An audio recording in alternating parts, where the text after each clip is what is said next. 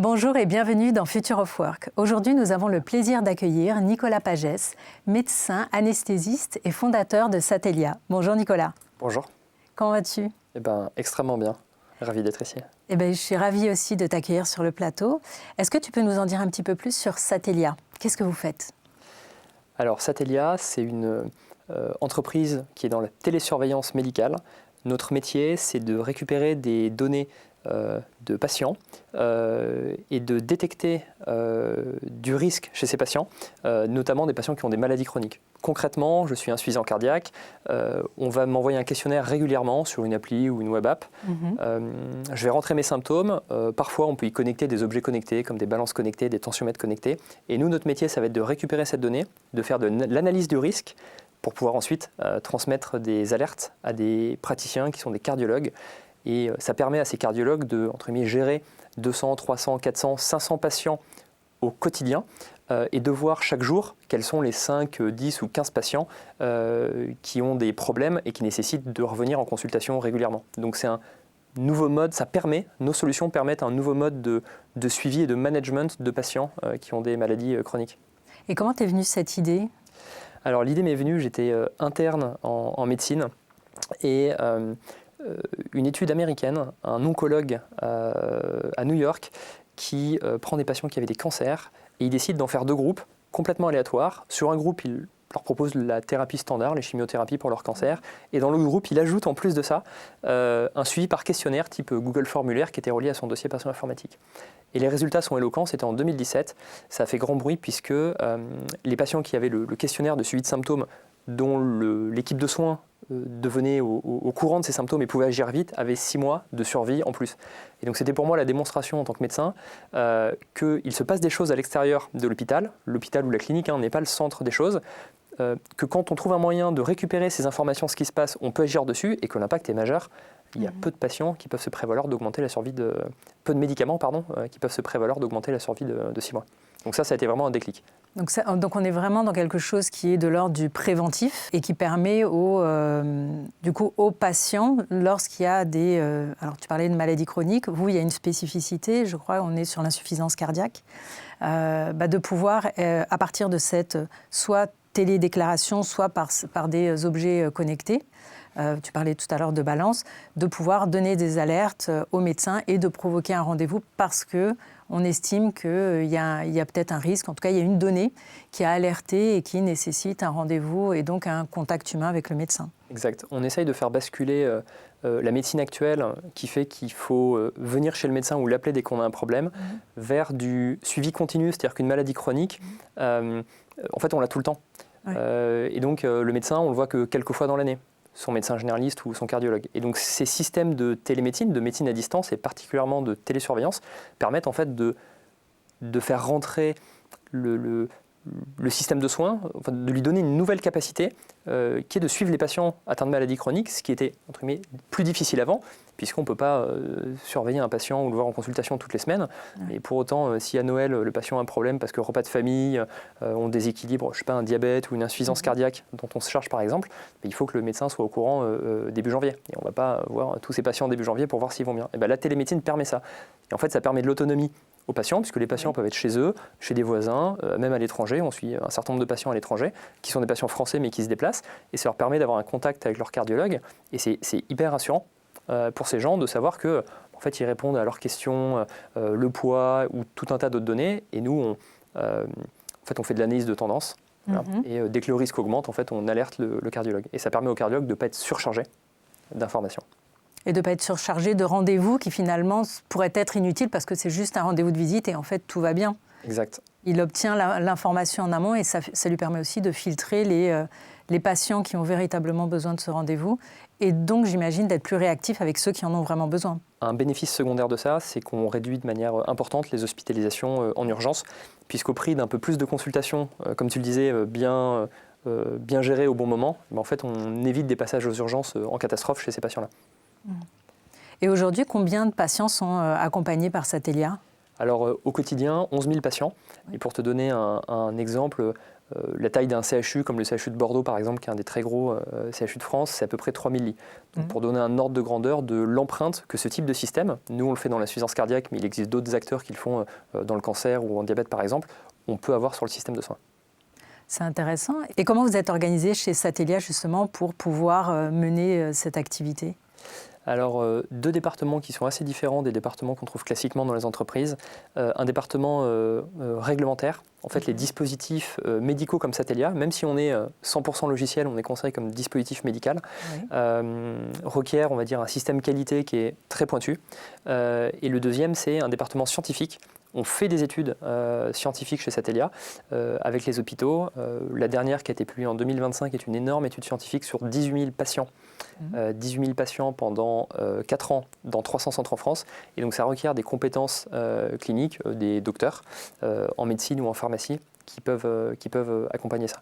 En dehors de ça, on a évidemment une forte composante technique, développeurs, ingénieurs, spécialistes en conception d'algorithmes, donc intelligence artificielle, et un département de déploiement, puisque ces nouvelles technologies sont un mode de fonctionnement différent pour les hôpitaux, qui étaient habitués à avoir des patients dans leur service, à les soigner, à les laisser sortir. Ouais. Et donc là, on a des soignants à l'hôpital qui doivent, grâce à ces systèmes de télésurveillance, suivre ou s'occuper de patients qui sont à l'extérieur. Et donc c'est parfois bizarre d'avoir des gens en fait, dans des salles, devant des ordinateurs. Donc on a des soignants à l'hôpital qui ne voient pas de patients sur cette activité. Donc c'est une transformation qui est récente et qu'on doit accompagner en expliquant parfois ce qui se passe à côté, c'est-à-dire comment je m'y prends sur le planning, quels sont les protocoles, comment ça marche, ces outils informatiques qui sont un peu différents de ce qu'on peut qualifier de dossier patient classique à l'hôpital. Et vous êtes complètement, en fait, les patients qui bénéficient donc du dispositif Satellia sont complètement pris en charge aujourd'hui par la Sécurité sociale. Oui. C'est pris en charge à 100% pour ces patients-là. Et on propose même, pour tout te dire, donc la moyenne d'âge de nos patients, c'est 74 ans. Et donc on peut dire qu'à peu près 20 à 25% de nos patients sont ce qu'on qualifie d'électronique, c'est-à-dire je ne sais pas utiliser le numérique et je n'ai pas de proches ou d'aidants qui savent le faire. Et donc comment vous faites pour On a cela ? Une unité d'infirmières, c'est-à-dire que pour les gens qui ne peuvent pas utiliser de smartphone, répondre aux questions ou avoir des balances connectées, on a une équipe infirmière qui rappelle ces patients, qui leur fait des séances d'éducation, puisque l'application, c'est détection de symptômes, alerte, mais aussi éducation du patient. L'idée, c'est d'augmenter le niveau de connaissance du patient sur sa maladie, parce que c'est bien de surveiller les choses qui ne vont pas, mais si en fait le patient sait lui-même beaucoup de choses, mais en fait, ça évite énormément d'alertes. Et donc ces patients-là, on les appelle, on s'enquiert de leurs symptômes et on leur fait de l'éducation thérapeutique personnalisée. On a une vingtaine d'infirmières salariées aujourd'hui chez Satellia. D'accord. Donc là, vous communiquez des informations qui vont leur permettre de mieux vivre leur maladie, de prévenir des dégradations au niveau de la santé et pour pouvoir justement qu'au quotidien, chez eux, ils arrivent à pouvoir se maintenir dans un niveau de santé qui soit... En fait, on veut les rendre acteurs de leur santé. Oui. C'est-à-dire que c'est des gens qui ont une maladie chronique, d'autant plus cardiaque, et donc c'est particulièrement angoissant pour eux. Et le fait de leur dire, votre médecin vous prescrit une solution qui va conserver un lien entre vous et lui, et on va essayer d'augmenter votre niveau d'éducation en santé, les gens sont très contents parce que d'habitude, quand vous allez voir votre médecin, on ne vous fait pas une séance de coaching, quoi. Non. Ça dure 10 minutes, 15 minutes, on vous donne 2-3 conseils et c'est tout. Et une ordonnance ? Et une ordonnance. Parfois, on peut aller voir des choses sur Internet, mais il faut être un peu numérique. Donc pensons à des patients peu numériques ou pas numériques du tout. Ils n'ont pas forcément la chance d'avoir on va dire ce qu'on pourrait appeler du coaching ou de l'éducation thérapeutique pendant 10 minutes de la part de leur médecin. Donc certains médecins en font, mais le temps est tellement compressé pour des raisons de remboursement d'assurance maladie que c'est relativement compliqué. Donc nous, on permet ça. Et donc les cardiologues et les médecins qui nous utilisent sont particulièrement contents qu'on puisse augmenter ce niveau de connaissance et finalement modifier les comportements des patients. Et toi, comment est-ce que tu as vécu cette transition ? Alors, tu l'as vécu et c'était en même temps, hein, mais de médecin à chef d'entreprise, parce que c'est deux métiers différents. Eh bien, ça va te faire rire. J'ai compris plus tard que quand j'ai fait médecine, je voulais faire de la recherche initialement. Quand j'ai fait médecine, ce qui est intéressant, c'est d'aider l'autre. On acquiert des compétences, des connaissances, on aide l'autre et l'autre vous remercie et vous êtes satisfait. Bon. Et en fait, l'entreprise, même privée, c'est ça. Personne ne vend un produit ou un service si il ne satisfait pas la personne en face très longtemps. Alors je ne dis pas qu'on ne peut pas faire un coup marketing, mais ça dure 3 mois et voilà. Donc quand on veut construire quelque chose de solide, la seule manière, c'est de rendre service de manière vraie et efficace à quelqu'un. Et en fait, c'est ce qu'on fait auprès des patients. Moi, quand j'ai dit je m'occupe de patients et la médecine, c'est de la biologie, c'est de la science de la vie, c'est la fonction moléculaire humaine, un truc. Je pense que le cerveau, c'est aussi complexe que l'univers, quoi. C'est absolument incroyable. Et en fait, j'ai l'impression de faire ça aujourd'hui aussi. Dans mon activité, quand j'étais anesthésiste réanimateur, je m'occupais d'une dizaine de patients par jour, de manière très épisodique, on l'a vu. Et en fait, là, en essayant de recruter un certain nombre de personnes, de talents qui ont envie de faire bouger les choses et de contribuer à ce nouveau système de soins, ou cette nouvelle brique, on va dire, du système de soins, qui permet le suivi continu et chronique, d'avoir une efficacité importante. L'étude qu'on a fait sur 18 000 patients, le nombre de patients à traiter pour éviter un décès, c'est 10,5. Donc tous les 10,5 patients, on évite un décès. Je n'avais pas le même ratio quand j'étais anesthésiste. C'est pour ça que j'ai l'habitude de dire, en fait, je suis plus utile et efficace maintenant que quand j'étais anesthésiste. Ouais. Sauf que là, aujourd'hui, du coup, tes patients, c'était 60 salariés que tu as au quotidien. Les gens dont je dois prendre soin et les gens dont je dois faire en sorte qu'ils soient dans le meilleur environnement pour performer et ouvrir cette voie. Parce que mine de rien, c'est nouveau, donc difficile. Donc en médecine, on dit « je sais que je ne sais rien ». Là, ça s'applique vraiment à ça, quoi. On ouvre une nouvelle voie, une nouvelle médecine, on essaye de participer à la transformation du système de santé et donc oui, on essuie quelques plâtres, mais pour l'instant ça marche bien. Donc, Et justement, quelle est ton approche, toi, managériale ? Quelle est ta vision et la manière dont tu l'appliques, ton management auprès de tes équipes, et qu'est-ce qui fait que c'est ta particularité à toi ? Alors, je te dirais, ça dépend, je m'adapte à chaque personne. Si je dois décrire en globalité, je suis assez exigeant, probablement parce que je suis anesthésiste réanimateur et la manière dont j'ai été formé, c'est que si on se trompe d'un millilitre ou d'une dose, la personne meurt quand même. Voilà, donc ça laisse assez peu de place à se tromper sur les prescriptions. Et mon père était commandant de gendarmerie, donc ça explique probablement une forme de rigueur sur le sujet. Donc, mais contre cette exigence forte de s'occuper des patients et d'avoir un effet direct, les gens qui sont chez nous, parce qu'ils modifient un bout de code ou qu'ils développent une fonctionnalité, la semaine d'après, ils peuvent sauver un patient et le voir, parce que les infirmières travaillent à côté des ingénieurs et des développeurs quand même. Donc en termes d'impact, il y a peu de jobs où les gens peuvent avoir autant d'impact. Donc beaucoup d'exigences, mais du coup beaucoup d'autonomie sur les personnes. Donc je vois les gens régulièrement, mais voilà, pour dire exigence et autonomie, on essaye de sélectionner des gens qui sont compétents et motivés et curieux, parce que je sais que je ne sais rien, il faut s'adapter à ce qu'on voit et aux problématiques. Et une fois qu'on a ces personnes-là, mon rôle c'est juste de leur offrir le meilleur environnement, et après c'est eux qui vont germer, quoi. On peut pas décréter que on peut faire le meilleur environnement, et puis si les gens sont bien, ils expriment leur potentiel, quoi. Tu parlais à l'instant un peu des critères de sélection, justement. Quels sont qu'est-ce qui est important pour toi en termes de valeurs, de compétences, de personnalité pour pouvoir intégrer Satellia ? Si je dois en choisir une, je te dirais la curiosité ou la capacité d'apprendre. On est dans un monde, et aujourd'hui encore plus avec les outils d'intelligence artificielle, qui changent relativement rapidement. Et la capacité d'adaptation, ça me paraît quelque chose qui est clé. Pour tout te dire, dans les scorecards, donc les critères à chaque fois qu'on ouvre un poste qu'on regarde, on est passé de 50% de soft skills, 50% de soft skills, 50% de hard skills. On a augmenté la part de soft à 60% l'année dernière et on réfléchit à l'augmenter à 70%.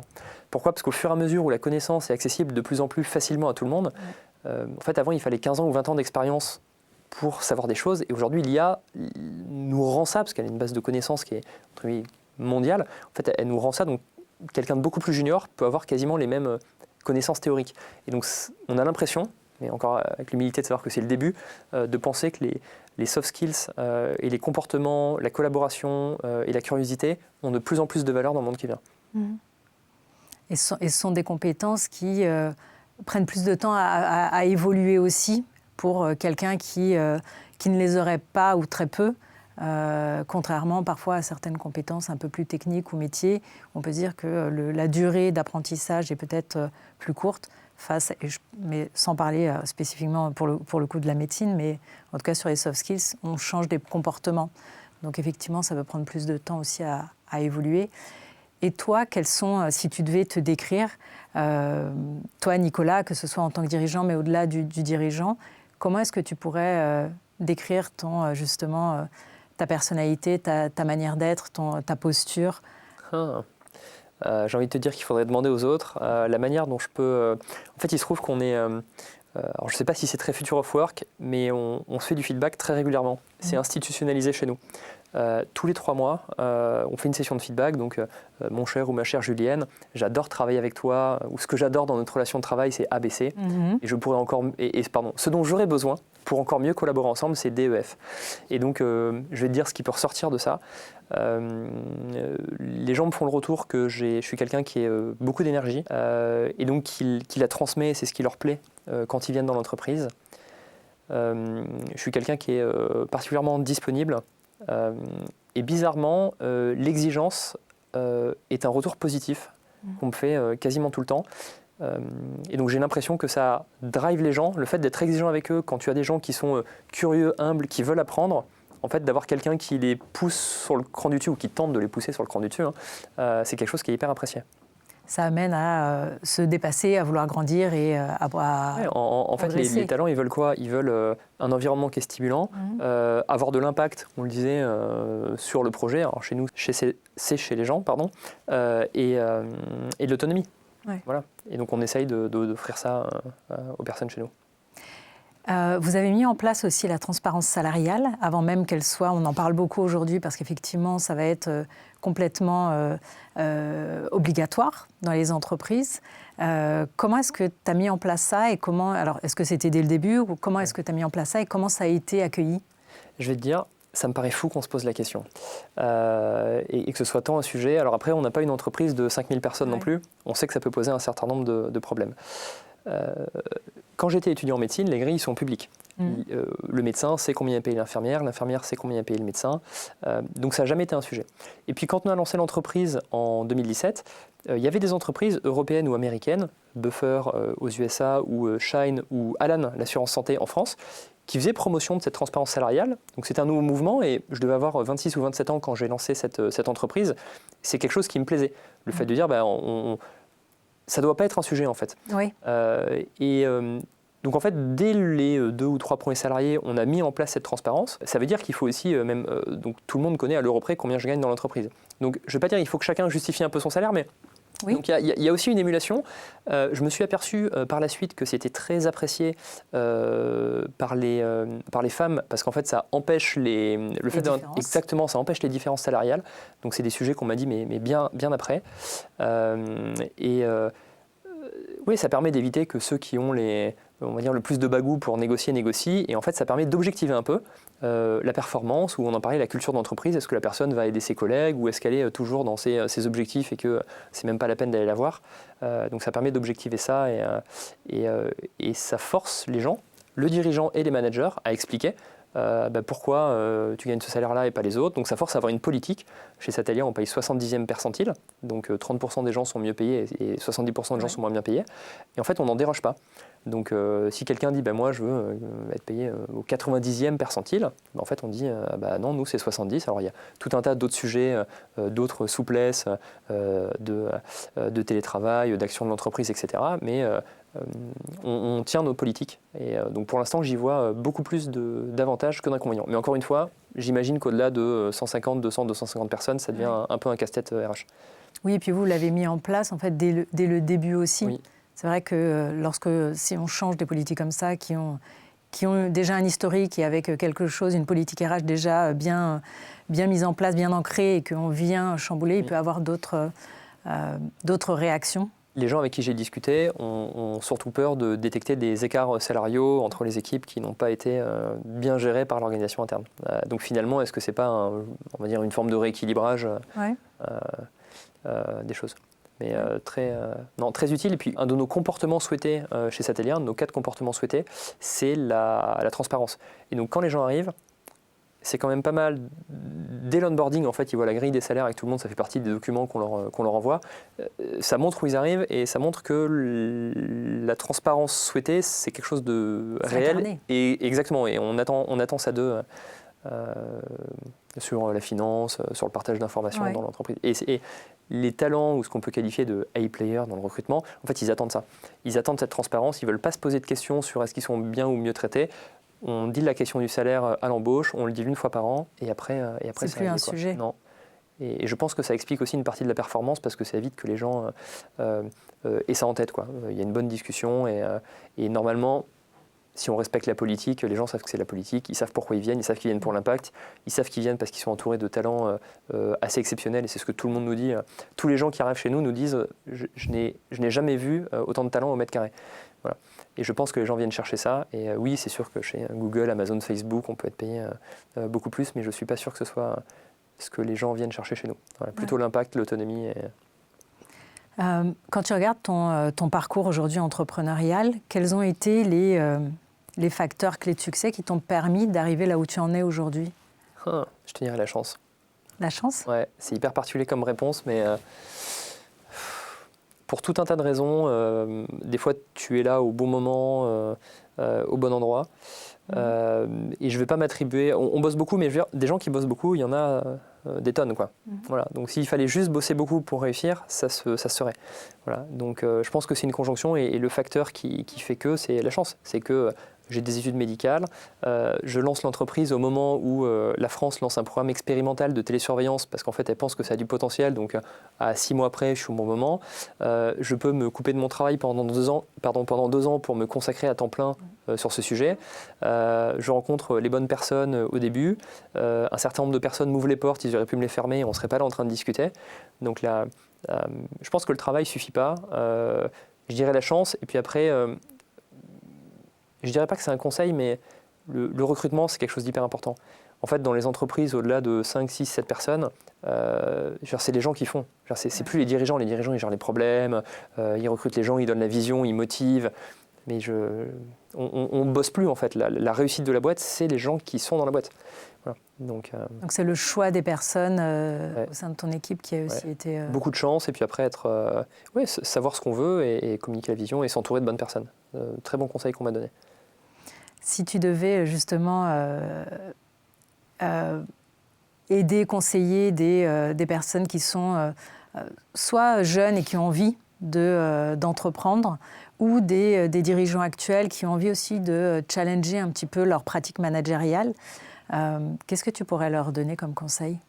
Je suis plus à l'aise pour donner des conseils aux jeunes personnes qui arrivent sur le marché du travail. Aujourd'hui, l'intelligence artificielle rebat les cartes. Je prends l'exemple, on a des personnes, donc on est une medtech, compagnie. On a des personnes très bien payées chez nous. Je pense qui ont accumulé 15 ou 30 ans d'expérience. Et ça aura toujours de la valeur, mais je pense que l'intelligence artificielle rebat les cartes et donne aujourd'hui à ce qu'on pourrait qualifier de gens juniors ou jeunes une opportunité absolument incroyable. Et il faut s'en saisir. Même si les projets ne réussissent pas immédiatement, c'est une opportunité qui est... dans beaucoup d'industries ou d'entreprises, il fallait attendre 5, 10, 15 ans pour pouvoir être senior et briller. Et aujourd'hui, on peut voir des gens qui ont 3 ou 4 ans d'expérience faire des choses qui sont beaucoup plus impressionnantes que des gens qui en ont 30. Quoi. Donc lancez-vous. Surtout sur les sujets en effet, ce qu'on appelle l'intelligence artificielle, donc les approches agentiques et compagnie. Ça ne coûte pas forcément très cher, ça peut coûter quelques dizaines d'euros par mois de s'équiper d'outils et de se former là-dessus. Les gens disent oui, mais je me forme à l'IA, mais en fait, il n'y a pas de formation. L'IA vous forme sur comment l'utiliser elle-même, en fait. Nouveau paradigme, donc allez-y. Et peut-être trouver, parce que tout le monde n'est pas forcément fait pour être entrepreneur, trouver une entreprise qui sait... vous valoriser. Nous, on essaye de retenir les talents en les associant au capital, donc soit via des choses comme les BSPCE, soit en leur donnant la possibilité d'acheter des actions, et si à un moment donné, ils partent de manière prématurée, en leur rendant les actions en fonction de l'augmentation du chiffre d'affaires de l'entreprise avec une plus-value. Et donc, on a tendance à attirer beaucoup de freelance, d'anciens directeurs généraux de petites entreprises ou d'anciens entrepreneurs, notamment parce qu'on a cette politique-là. Et donc, je dirais, essayer de trouver... on n'est pas la seule boîte qui fait ça. Essayez de trouver une boîte qui vous propose ce sujet un peu entrepreneurial où où vous pouvez faire partie de l'aventure, y compris actionnariale. Il y a plein de moyens de le faire aujourd'hui. Toi, quel est pour toi le futur du travail souhaitable? C'est une excellente question. C'est valable que dans un certain nombre de métiers, notamment dans les nôtres un peu technologiques, si on a la chance de se faire plaisir au travail, je veux dire, je suis médecin, j'ai dû voir beaucoup de gens mourir en réanimation ou dans mon parcours de médecin anesthésiste réanimateur. Et donc ça met un peu en perspective ce qui est important ou pas. Voilà. Ouais. Et donc je dis pas qu'un dossier en retard, c'est pas important, mais tu vois, chez nous, on crie jamais sur quelqu'un qui a un dossier en retard ou qui est, enfin, on sait ce qui est important. Voilà. La vie, c'est important, le travail aussi, mais voilà, il faut un équilibre. Donc dans le futur du travail, c'est remettre un peu les choses en perspective et remettre ce qui est essentiel au... Se faire plaisir. En fait, on passe 220, 230 jours par an, entre 7 et 10 heures par jour à travailler en fonction de son type de contrat. Il faut que ce soit fun, quoi, je veux dire. Il faut que ce soit fun. Tout le monde n'a pas la chance que ce soit fun, j'admets, mais dans un certain nombre de métiers, si on peut, faut y aller, quoi. En tout cas, moi, mon rôle de dirigeant, c'est de faire en sorte que les gens ils aillent au travail le matin le plus motivés par l'impact qu'ils vont délivrer pour les patients dans une ambiance qui est correcte. Voilà. Après, il y a toujours des contraintes, des choses qui sont imparfaites, mais ouais, faut s'amuser, quoi. Si on peut, faut s'amuser. Eh bien, écoute, je vais garder ça comme mot de la fin. Nicolas, merci beaucoup pour cet échange. Merci beaucoup, Juliane. Merci à vous qui nous avez suivis. On se retrouve dans un prochain Future of Work avec un nouvel invité. À très bientôt.